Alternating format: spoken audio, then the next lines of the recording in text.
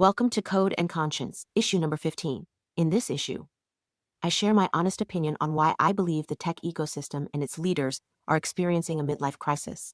Tech's midlife crisis, an image of a signpost pointing in different directions by May on Adobe stock.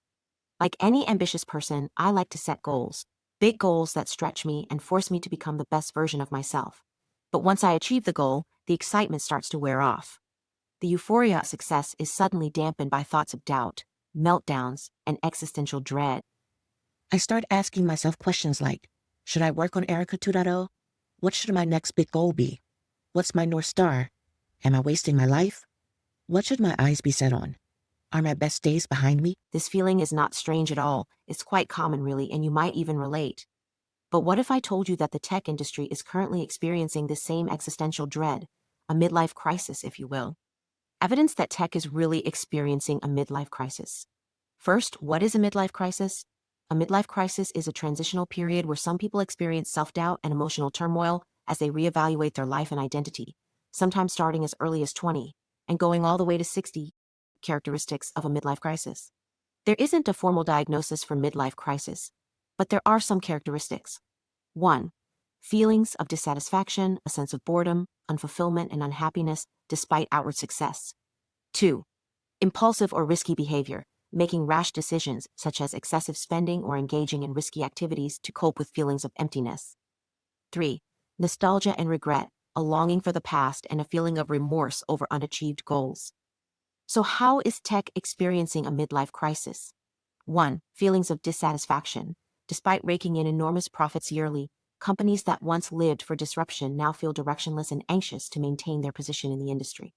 For example, Google's search dominance doesn't excite it anymore. It's now anxious about AI stealing its crown. Apple, once the master of unveiling the next big thing, keeps asking for more time to integrate AI into its ecosystem. Meta's trying too hard to prove it still matters by splurging hundreds of millions of dollars on hiring AI talent, only to fire them soon after. 2. Impulsive or risky behavior. When people have a midlife crisis, they buy motorbikes or dye their hair purple. When tech hits one, it builds a metaverse. The NFT craze, the crypto obsession, the billions poured into digital lands no one visits. These are all examples of existential dread disguised as innovation. Do you remember when people bought images of monkeys for millions of dollars? LOL. Even AI is a bubble that is anticipated to burst soon. Despite the billions thrown at this invention, it still isn't profitable or applicable in scenarios people actually need. 3. Lack of strategic maturity. I'd like to borrow the words of a friend of mine. We have a lot of senior technologists who are junior humans. I couldn't agree more with this sentiment because I hear them talk about the road to superintelligence, which they barely understand, by the way, and then go ahead to invest millions in Company A, which partners with Company B, and Company B finds a way to bring the money back to Company A. It's kind of an infinite money glitch for a technology they haven't determined is profitable or that people are even interested in. 4. Nostalgia and regret. Tech used to be so much fun: garage startups, raw ideas, hackathons, and no bureaucracy, just raw youthful energy with hopes of changing the world. Now that has been replaced by layoffs, back to office ultimatums, stock buybacks, and compliance meetings. For example, the first set of layoffs by Google and Meta, through the healthy work culture they worked tirelessly to build into the depths of misogyny, racism, and job insecurity.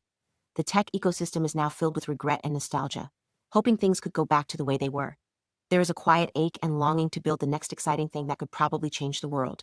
But the space is no longer what it used to be. Subscribe to Code and Conscience. The innovator's midlife crisis. Mark Zuckerberg is 41. Elon Musk is 54.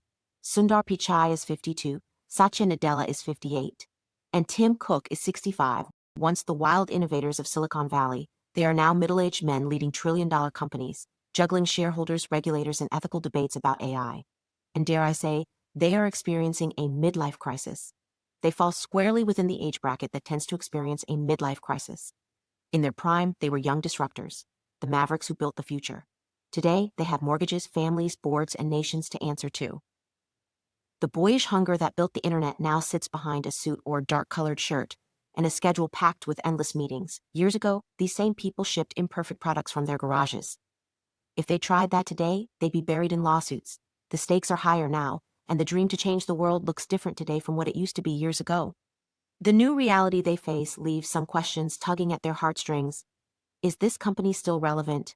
How do we build the next big thing? What is the next big thing? And how do we get there first? Conclusion. If you look closely, you'll realize that the tech industry and its leaders are indeed facing a midlife crisis.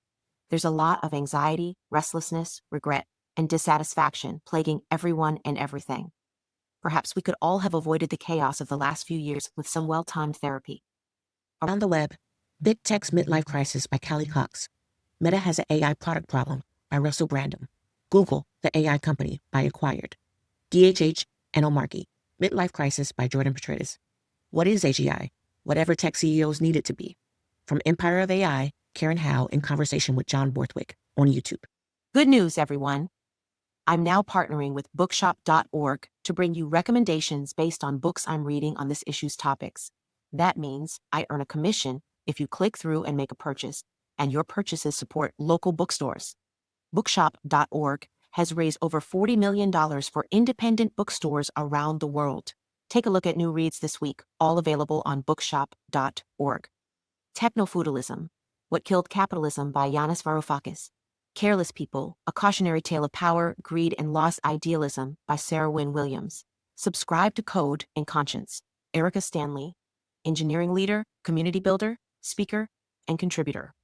Code and Conscience is my way of thinking out loud with friends. That's you, by the way, about how we as technologists, builders, creators, and leaders impact the world around us with what we choose to build and how we build it. Follow me on all socials. Erica on LinkedIn. At ericastanley.com on Blue Sky. Book me to speak at your event. Don't miss the next issue of Code and Conscience. Subscribe today.